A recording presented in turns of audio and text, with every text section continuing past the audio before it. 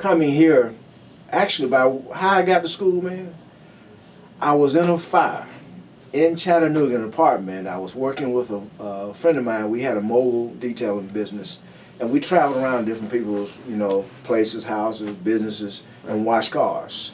So one particular night, one evening Saturday, we would go to Chattanooga, shoot a little pool, watch sports.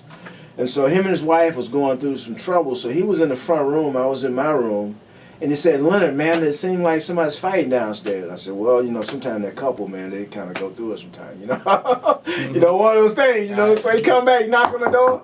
He said, "Man, it's getting rough down there." I said, "It's getting rough down there." So I had on my pajamas, a T-shirt, and I wear glasses, So and I was barefooted. I got out of my bed, went out of the door, and I said, "Clifford, man, the building's on fire." Just like that, the building's on fire. I didn't look back, Dale. I didn't look back, man. I went straight out of my apartment. We were about 2 floors up, and what do you call it? Crawled down the scale and just jumped. Oh wow! And so by that time, my partner was still in the building, and we could see the flames. Mm-hmm. And there was a gentleman coming around the back of the apartment. We were in Red Bank area. And so he was coming out, and I said, "Man, Clifford, you got to come out of there, man." So he came out, and as he was coming down, and fell down and hit on the, you know how you have walkways. Right.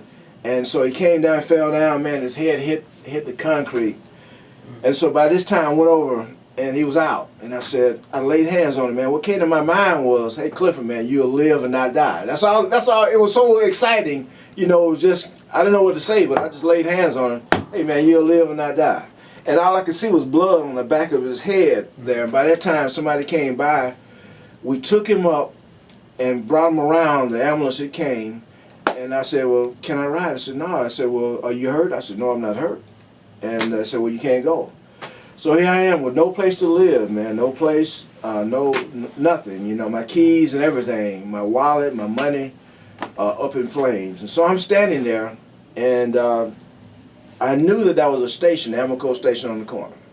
And so I run down to the Amacola station, man, and I'm I didn't realize how excited I was because I couldn't remember anybody's name or number, And so I began to say, "Okay, Lord, you got to help me." I'm in this store, and I'm going, "Okay, Jesus, you got to help me, man. You got to help me," like that, Right. And so all of a sudden, I was a part-time limousine driver, and man, her name came to my mind, a number. And then one of the leaders in my church, his name came to my mind and his number. And I called both of them. She came and picked me up. Next thing I know, man, I go downtown to the unemployment office, and here I go. Here's the punchline. I said, "Hey, man, this is what happened." And they said, "Well, is it anything that you ever thought about doing?" I said, "I thought about, going to school one day, maybe, going to newspaper writing, stuff like that." And so that's got me to Chat State, man. I came out of Chat State, got into the hair program. Right. Hey, if you're thinking about coming to college, hey, check out the hair program, do all the necessary things. But one thing that I really learned, that I like to tell people, once you go to college, and there's opportunities and monies, but watch out. If you don't need the money, don't borrow the money because, hey, down the road, hey, they're going to be knocking on your door, writing letters, say, "Hey." But anyway, that's what got me here. And, man, the instructors, Will McDonald and all the instructors, they encouraged us about the radio station, Sounds by the River. We came up with a name. We got together and said, "Hey, man, what are we going to name this thing?" So we began to pray. We thought about the school, which is by the river. And so Holy Spirit gave us the name of Sounds by the River. So Sounds by the River was it, man. We ran with that. And Mark was our producer. And then later you came and being our producer. Terry came, different other names. Some of the names. Sure. Shalika. You probably can help me with some of the names. Jessie Bond. Yeah, she was. We had Sunday 2-hour show. And so she would have the second part. We had the first part. We had contemporary music, and man, that's how it hit off, man. I really miss it. I see it still going on. It's great that something that you can see that started through you and somebody else, and it's still going on. Like 4 years later, 5 years later. Right. Well, now you also have a story of faith from your personal walk that I've seen from your poetry to starting and at a state college, some people would see it as a challenge to start a faith-based show as a student production, but you had something within you that made you want to do that and have that genre of music out there. And what's your story of faith? How did that journey go for you? Well, Dale, I grew up, man, in a Christian home, and my dad and mom were killed when I was 9 years old, Mm. and so my grandmother was living alone. She was a second grade school teacher. She took us in, my sister and I, and we came up in the Methodist church. Man, I thank God for the heritage, the foundation that God given me, and I didn't realize that the Lord was calling me, saying, hey, I want you to do this. And people would say, hey, man, I see you doing this and doing that, for the Lord. And I am at 15 years old, man. I was playing football, identity in sports. And one of the guys turned me on to marijuana at 15 years old and that kind of started my spiral coming out of church, getting into drugs a little bit. Really wasn't out that whole lot, but I got exposed and got sidetracked, man, at that age, probably 19, 20. Looking at the story of the prodigal son, I went to my grandmother and I said, my dear, I said like this, I said, my dear, I'm 19, 20, I'm ready to kind of grow on my own. I said, all things that's entitled to me, let me have it, Right. And so I went and bought a 1977 red Honda Civic, man.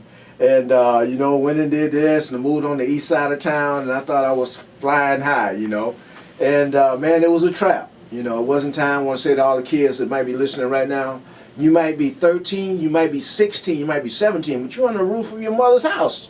You're sitting on your dad's house. You got to obey them. They trying to dress you for success. So my grandma was trying to dress me for success, but the time wasn't ready yet. It wasn't for me, but I said, hey, I wanted it. You see what I'm saying? Right. And so the prodigal son said the same thing. Say, hey, Dad, give me this. I want to go out and explore the world. Went in the pig pen. So I went in the pig pen, man. Within a year, my car was burned, tore up. Went to jail. People tried to kill me. And I had joined the National Guard, and they sent me to boot camp. And so when I got to boot camp, man, I was really saying, man, something got to change. Something different. I'm 21 years old. Go to San Antonio, Texas, and that's where the king threw out the net and called me right there. I accepted him. Didn't realize I was lost. Didn't realize that you had to have a personal relationship with Jesus Christ. And so right now, somebody might be listening. Hey, yes, sir. Hey, the Lord is calling Amen. you. You know what I mean? You don't have to be behind a pulpit or things like that. But whatever profession you're in, that's fields. We say there's a medical field, there's a government field, there's an education field, there's the regions, there's the arts, maybe home, maybe you're a homemaker. But wherever you are, you have gifts and talents that God, placed in you in the beginning, way back. We were born with them. You see what I'm saying? Right. So right now might be somebody saying, man, I got this and I don't know. Right now, I encourage you right now to say, okay, Lord, I give you my gifts and talents. First of all, I give you my life. You know what I mean? Right. So anyway, so that's how it really started, man. I'm here at Chat State. Didn't really have, I was kind of scared. Like you said, I'm 49. I felt like out of place. My grades, I never was a real good student, and people will always say, man, that's Miss Hancock grandson, because they kind of connect you because of educations and then my family members and things like that, But my ability for school-wise was not up there. You see what I'm saying? So anyway, here I am at 49 at Chat State, and they asked me what I wanted to do. I first thought about what I was doing. I was working with Teen Challenge, which worked with men and women with life controlling problems. It started back in 1950 when the gangs were really on the roll up there, and there was a guy that had a burning desire to go to New York.